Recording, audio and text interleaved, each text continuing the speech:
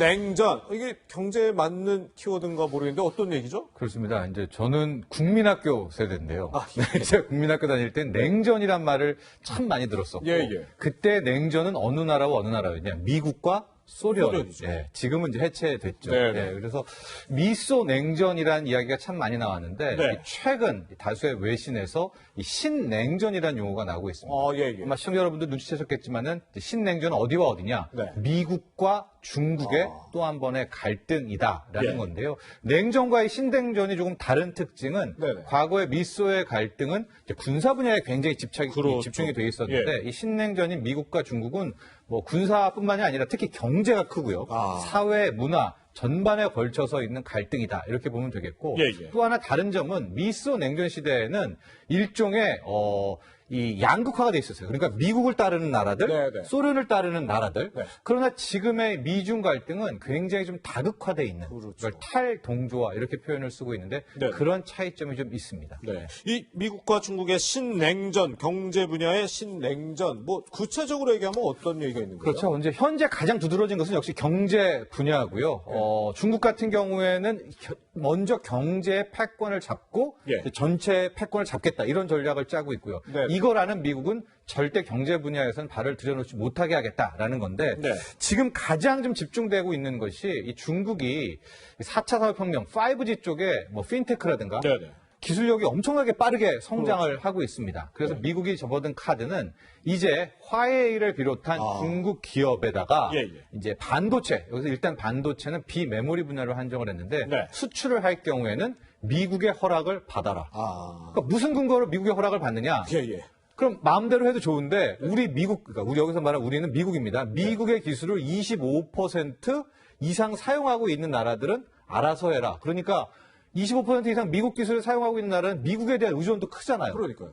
그러니까 그 미국의 명령을 어기고 중국에 수출할 경우 제재가 바로 들어올 거 아니겠습니까? 네. 그래서 이제 미국의 눈치를 보게 되는데 이렇게 되니까 중국은 바로 블랙리스트 전법이거든요. 예. 애플이라든가 퀄컴이라든가 미국 기업을 블랙리스트에 올리고 예. 우리가 지켜보면서 철저하게 제재를 하겠다.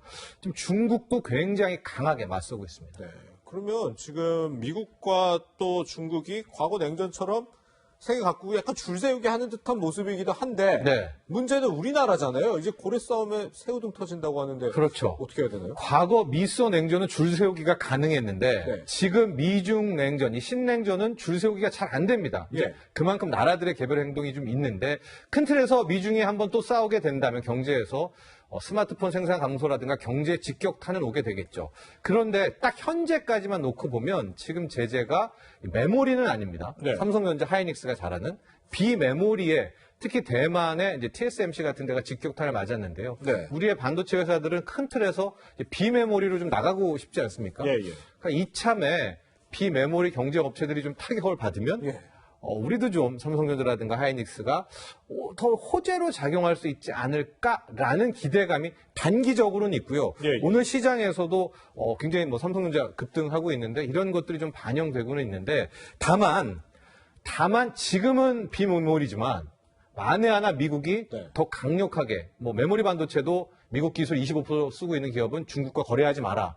이럴 경우엔 우리에게도 불똥이 튀길 수가 있습니다. 예. 그러니까 긴장의 끈을 놓으면 안 될 것 같습니다. 근데 지난달이었나 지지난달쯤에 뭐 미중이 1차 뭐 경제 갈등 합의했다는 소식도 전해드렸던 것 같기도 하고. 근데 얼마 전에 또 트럼프 대통령은 중국과의 모든 관계를 끊을 수 있다 또 이런 얘기가 나오고 도대체 이게 전개가 어떻게 되는 건가요? 그렇습니다. 이게 결국은 무역 전쟁, 뭐 경제 싸움도 아니라 패권이 걸린 이제 패권 전쟁입니다. 과거 미소의 뭐 냉전 30년, 40년 가까이 돼서 티격태격을 했었잖아요. 그러니까요. 그러니까 미중 신냉전도 단기간에 뭐 해결되고 누구가 이기고 지구의 싸움은 될 것 같지는 않는데요. 네. 일단 한 단기적으로 좀 바라본다면 트럼프 대통령의 속내가 궁금합니다. 즉 트럼프 입장에서는 네. 이걸 어느 정도 해결을 하고 올 11월에 있는 대선을 맞을지 예. 아니면 11월 대선까지는 계속 중국을 들쑤시면 경제가 무너지니까 네.